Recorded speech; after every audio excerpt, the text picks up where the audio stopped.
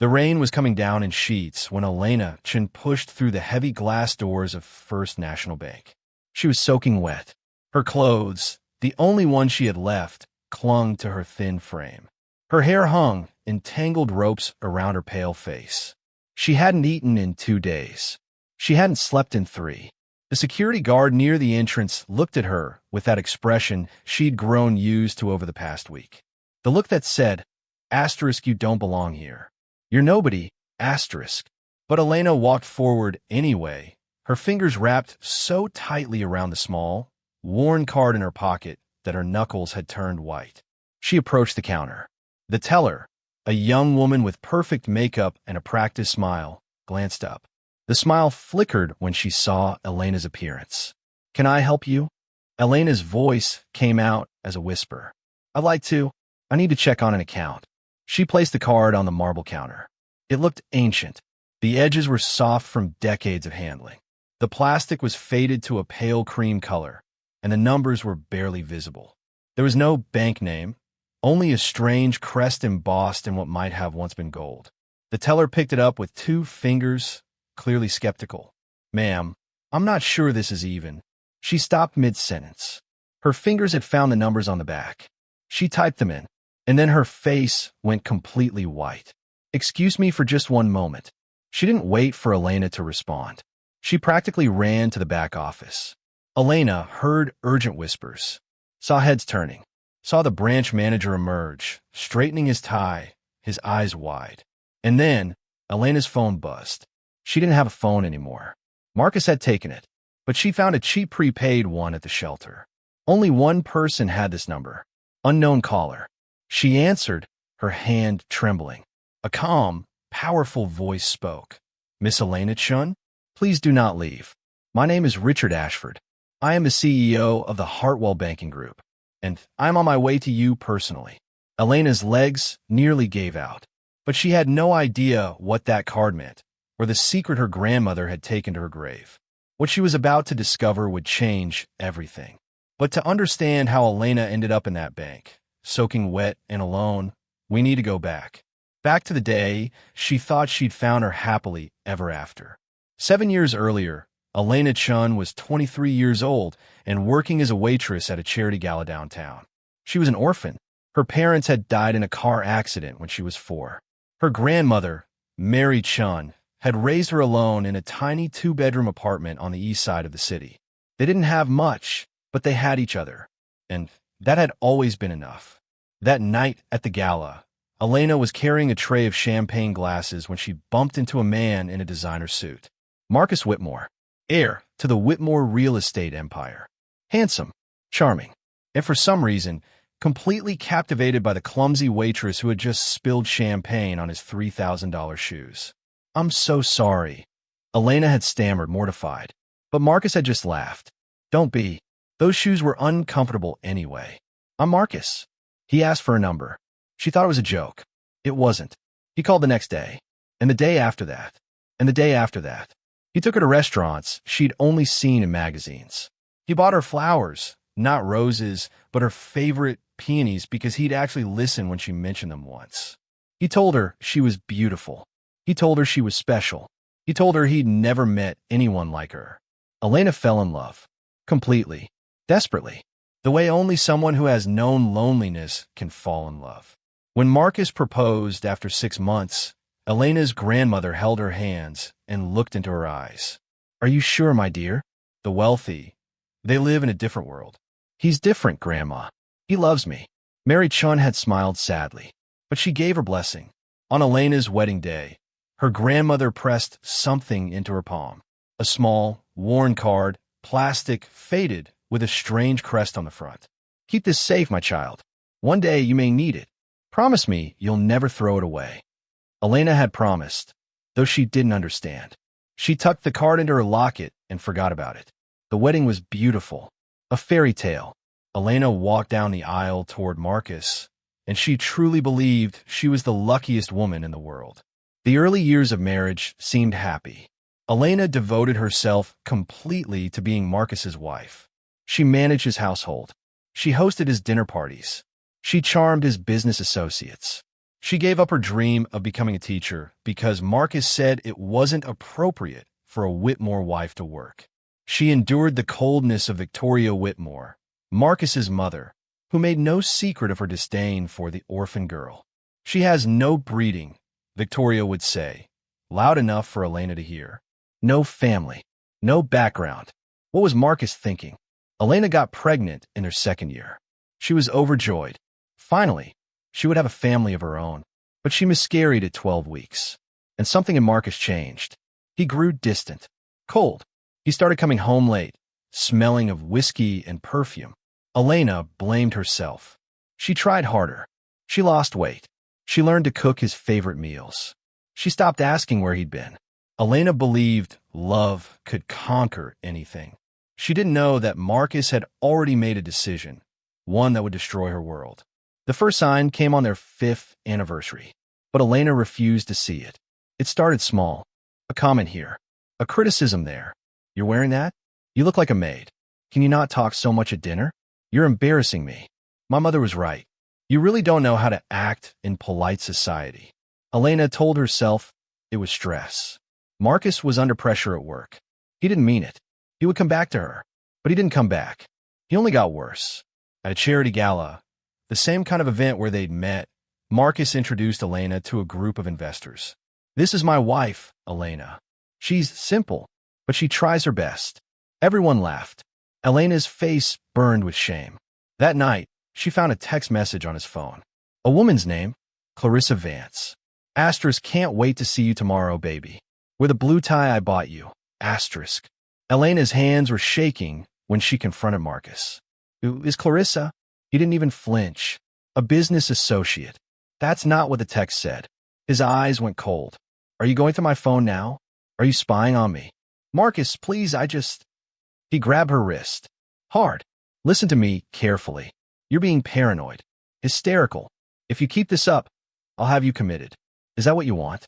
To spend your life in a psychiatric hospital? Elena shook her head, tears streaming down her face. Good. Then never mention this again. She didn't. Not even when she saw Clarissa at the next Whitmore event, a stunning socialite with perfect hair and a knowing smile. Not even when Victoria introduced Clarissa as a dear family friend and gave Elena a pointed look. Elena tried to leave once. She packed a small bag in the middle of the night. She made it to the front door before Marcus appeared behind her. Where do you think you're going? I can't do this anymore. He stepped closer. His voice was soft, almost gentle, and that made it worse. Where will you go, Elena? You have no money, no family, no friends. I made sure of that. You have nothing. You are nothing without me. She stayed, because he was right. She had nothing. 3 months later, Elena's grandmother passed away. Elena begged Marcus to let her go to the funeral. You're too fragile, he said, not looking up from his newspaper. The stress could trigger another episode. What episode? I've never had. I'm thinking of your health, Elena. You should thank me. So Elena stayed home while her grandmother was buried. She wept alone in her bedroom, clutching the locket that held that old, worn card, the last piece of her grandmother she had left. After that, the abuse escalated. Marcus controlled everything. The money, the staff, her schedule. She wasn't allowed to leave the house without permission. She wasn't allowed to make phone calls without him listening. The servants looked at her with pity, but no one said anything. They knew who signed their paychecks. Victoria Whitmore visited more often, always with Clarissa in tow. Clarissa comes from such a good family, Victoria would say, sipping tea while Elena served them. So accomplished, so sophisticated. Marcus has always admired her. Elena served them with shaking hands and said nothing. But the worst was yet to come. What Marcus did next would leave Elena with nothing, except the one thing he didn't know she had. It happened on a cold February morning, without warning. Elena came down to breakfast that Tuesday morning and found 3 people sitting at the table. Marcus, Victoria, and Clarissa. Marcus didn't look at her. He slid a manila envelope across the table. Sign these. Elena picked up the envelope with trembling fingers. Inside was a stack of legal documents. Divorce papers. I don't understand. It's quite simple, Victoria said. examining her manicure. The marriage is over. You'll sign the papers and you'll leave. Today. But, Marcus, please, can we talk about this? Marcus finally looked at her.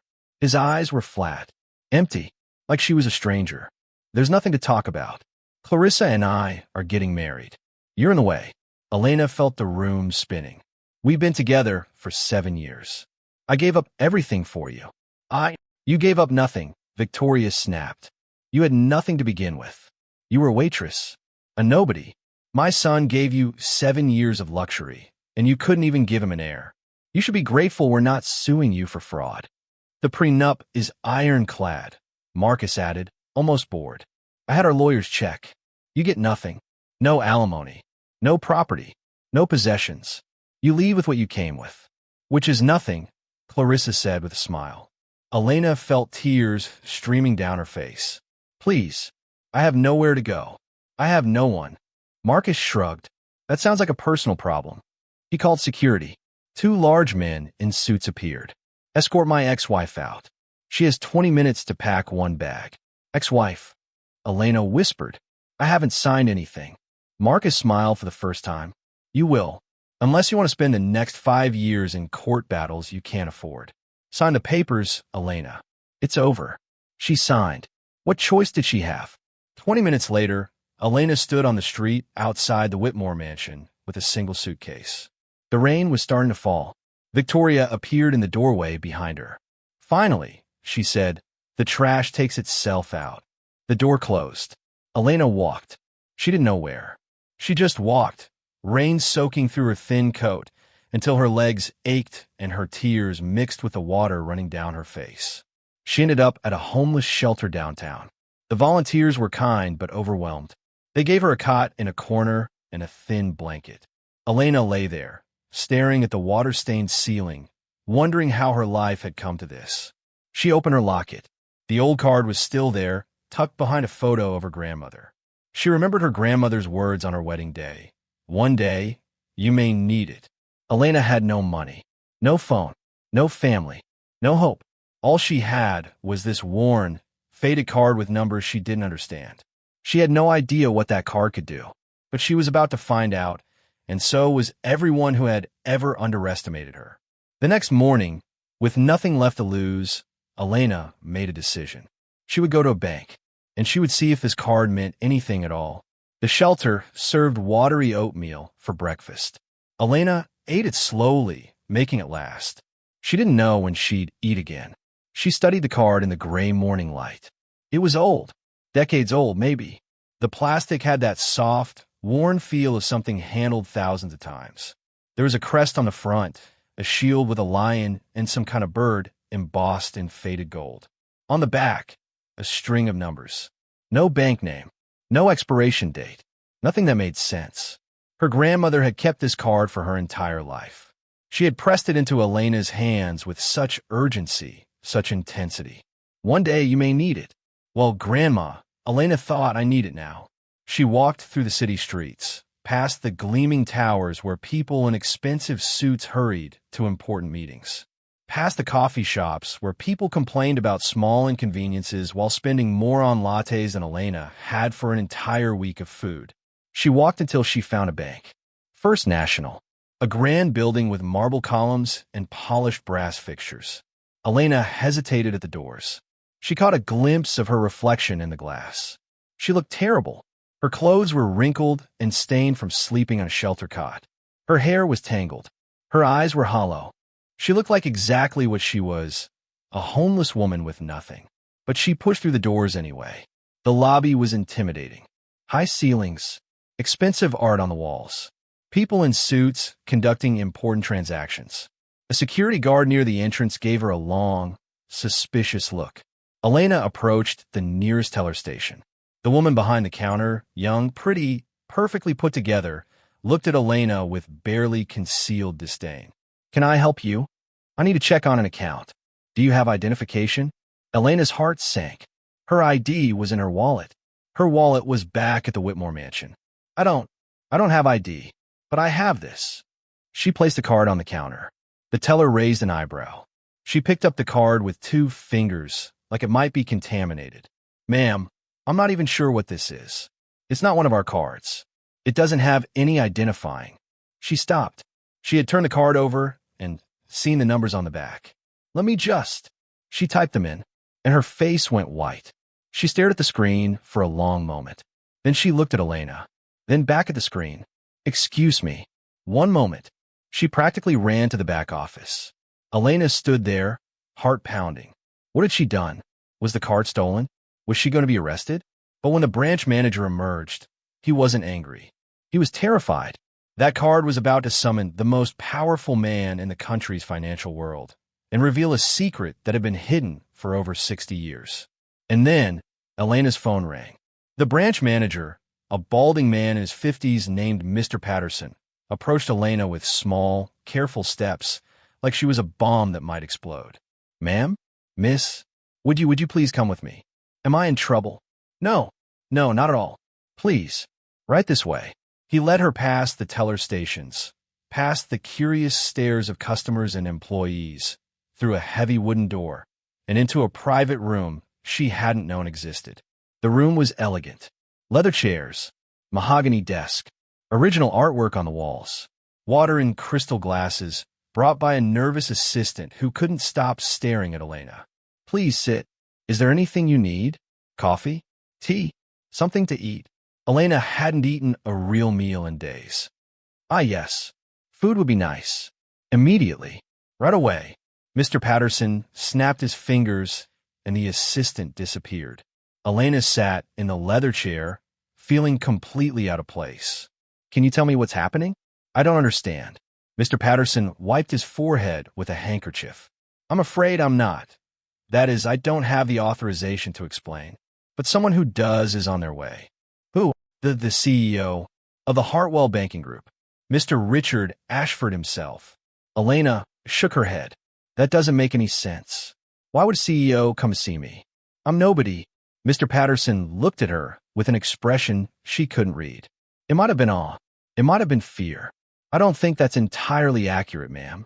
The next hour was surreal. Food arrived, not vending machine sandwiches, but actual catered food. Smoked salmon, fresh fruit, pastries that melted on Elena's tongue. She ate ravenously, too hungry to feel self-conscious. Outside the private room, she could hear commotion, phones ringing, urgent conversations. At one point, she heard someone shout, "Clear the lobby. The motorcade is here." Motorcade? The door opened. Men in dark suits entered first, scanning the room with professional eyes. Secret Service types, bodyguards, and then a tall, silver-haired man walked in. He was in his 60s, but carried himself with the vigor of someone much younger. His suit probably cost more than Elena had earned in a year. His eyes were sharp, intelligent, and kind. Miss Elena Chun? She nodded, unable to speak. My name is Richard Ashford. I am the CEO of the Hartwell Banking Group. I know. They told me. I just don't understand why you're here. Richard Ashford sat down across from her. He studied her face for a long moment, and something shifted in his expression. Recognition. Wonder. You look just like her, he said softly. Remarkable. Like who? Your grandmother, Mary Chun. Although, that wasn't her real name. Elena's heart was pounding. What are you talking about? My grandmother was a seamstress. She lived in a 2-bedroom apartment. She didn't have anything to do with banks or... Miss Chun. Richard held up a hand. What I'm about to tell you will be difficult to believe. But I assure you, every word is true. I've spent the last 30 years waiting for this moment. He reached into his briefcase and pulled out a folder. Old photographs. Documents with official seals. A family tree. Your grandmother wasn't just Mary Chun. She was Mary Ashford, the only daughter of Harold Ashford, founder of the Hartwell Banking Group and one of the wealthiest men in American history. Elena stared at him. That card you're holding? It's the key to a trust fund that has been growing untouched for over 60 years. A trust fund that belongs to you. But why would a banking CEO search for a homeless woman? The answer lay in a fortune so vast, it could buy Marcus Whitmore's entire empire and crush it. Without a second thought, what Richard Ashford told Elena next would shatter everything she thought she knew about her family. I don't understand, Elena whispered. My grandmother she was just a seamstress. We didn't have money. We struggled. Richard Ashford's eyes were compassionate. I know how confusing this must be. Let me explain. He spread the photographs on the table between them. The first showed a young woman in 1950s clothing, elegant, beautiful, with Elena's exact eyes and cheekbones. This is your grandmother, Mary, at age 19. This photo was taken at the Ashford family estate. The next photograph showed Mary standing beside an older man in a suit, distinguished, powerful, with a familiar crest on his pocket. And this is Harold Ashford, my grandfather, and yours. Elena picked up the photograph with trembling hands. The resemblance was undeniable. In 1955, Richard continued, Harold Ashford had a secret affair. The woman became pregnant, but scandal would have destroyed the family and the banking empire. So Harold did what wealthy men of that era did. He hid the child. Your grandmother was raised by a trusted family friend, given a new name, and never told the truth about her parentage. But if she didn't know, how did she have this card? Harold couldn't completely abandon his daughter. He established a secret trust in her name, a fortune that would grow over the decades, protected and invested by the most careful financial minds in the country. The card was the key, coded to Mary's bloodline, to be used only in genuine need. Richard paused, letting Elena absorb this. Your grandmother discovered the truth when she was in her 30s. She was given a choice: claim her inheritance, reveal herself as an Ashford heir, and enter a world of wealth and power, or continue living quietly, anonymously, freely. She chose freedom, Elena said softly. She did, but she kept the card, and she left it to you, in case you ever needed the option she chose not to take. Tears were running down Elena's face now. All those years in that tiny apartment, all those times they'd scraped by on almost nothing. Her grandmother had been sitting on a fortune the entire time, and had chosen poverty to give Elena a normal life. How much? Elena heard herself ask. How much is in the trust? Richard Ashford took a deep breath. At current valuations, approximately $37 billion. Elena couldn't breathe. The trust also includes controlling shares in several major financial institutions, real estate holdings across 3 continents, and a number of private investments. You are, Miss Chun, one of the wealthiest women in the world. The room seemed to spin. This can't be real. This has to be a mistake. I'm homeless. I've been eating shelter food. It's very real. Richard reached across and took her hand. And it's yours. Your grandmother wanted you to have a choice. The same choice she had. What you do with this fortune is entirely up to you. He paused. But there's one more thing you should know. About the people who have been searching for this fortune for decades, and what they were willing to do to get it. Richard Ashford had one more thing to tell Elena, about the people who had tried to steal her inheritance, and what they were willing to do to keep her silent. Elena's past was about to collide with her future, and Marcus Whitmore was about to learn a lesson he would never forget. The Whitmores, Elena said slowly. This is about the Whitmores, isn't it? Richard nodded gravely. You're perceptive. Yes. The Whitmore family has been searching for the Ashford heir for nearly 20 years. But how do they even know about any of this? Victoria Whitmore's family had connections to the Ashfords going back generations. There were always rumors about Harold's hidden child. Victoria became obsessed with finding the heir and claiming the fortune. Elena felt sick. Marcus, he didn't. I'm sorry. Richard's voice was gentle. We believe Marcus Whitmore was directed by his mother to pursue you specifically. They suspected your grandmother was the lost Ashford heir, but they could never prove it. They couldn't find a card. He married me to get the fortune. Yes, they believed that by marrying you, Marcus would eventually gain access to your grandmother's secrets. When she died, and they couldn't find evidence of the trust, they assumed the secret had died with her. So they threw me away. They believed you were useless to them. Elena laughed, a bitter, broken sound.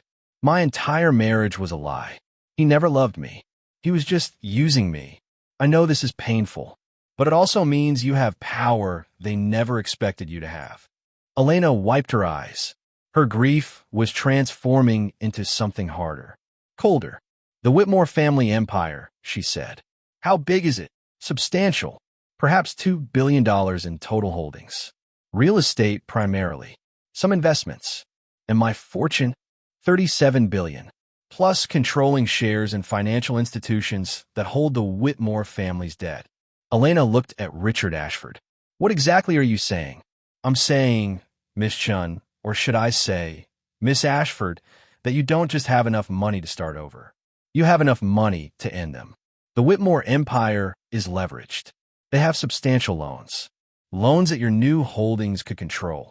For the first time since that terrible morning when Marcus had served her divorce papers, Elena smiled. Mr. Ashford, I want you to tell me everything. Every asset, every share, every piece of power that I now control. Of course.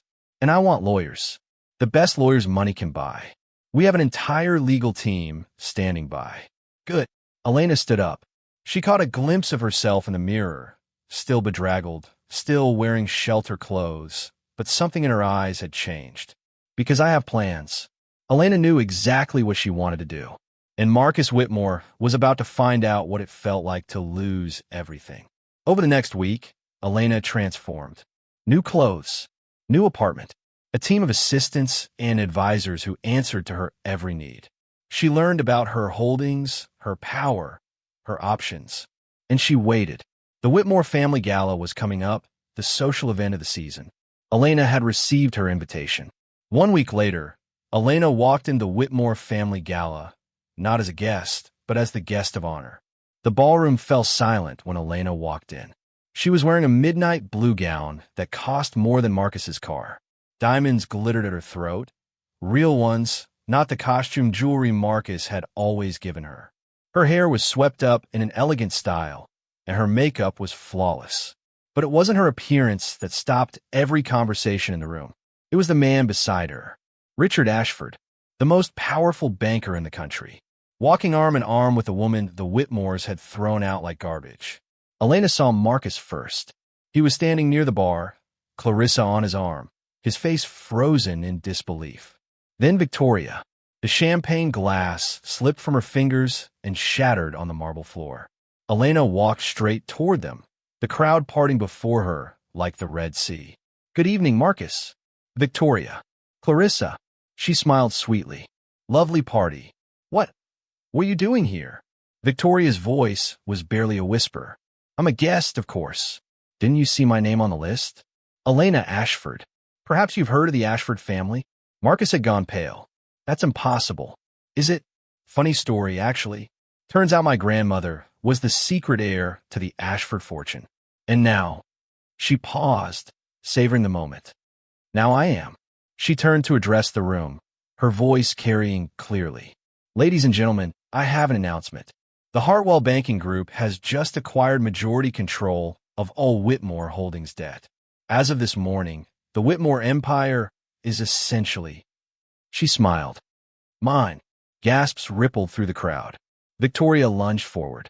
You can't do this. We'll sue. We'll destroy you. With what money, Victoria? You don't have any. Not anymore. She turned to Marcus, who stood frozen, unable to speak. You told me once that I was nothing without you. But you were wrong, Marcus. I was always something. I just didn't know it yet. She stepped closer, lowering her voice so only he could hear. But you really are nothing now. She turned and walked away, leaving them standing in the wreckage of their own party. But Elena wasn't finished, because justice wasn't just about revenge, it was about restoration. What Elena did next surprised everyone, including herself. Elena could have destroyed them. She had the power. She had the justification. No one would have blamed her. But that wasn't who she wanted to be. Instead, she offered the Whitmores a choice.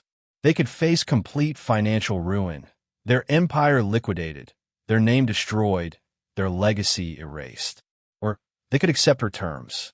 Public apologies issued to everyone they had ever wronged, including Elena. The establishment of a foundation for survivors of domestic abuse, funded by Whitmore money and bearing her grandmother's name. Complete surrender of their controlling interests in the company, which would be restructured under ethical leadership. And Marcus and Victoria had to watch as Clarissa, exposed as a willing participant in their schemes, fled the country in disgrace, abandoned by everyone she had tried to use. They accepted. They had no choice. Elena used her fortune differently than anyone expected. She built shelters in cities across the country.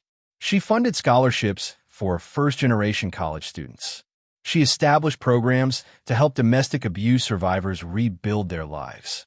And in the garden of a beautiful estate she purchased for herself, she created a memorial for her grandmother. A simple stone with a bronze plaque. Asterisk Mary Chun Ashford, who chose love over wealth, freedom over power, and gave her granddaughter the greatest gift of all, the ability to choose. Asterisk. Elena visited every week. She would sit beside the stone and tell her grandmother about her life. "I understand now, Grandma," she whispered. "Thank you for everything."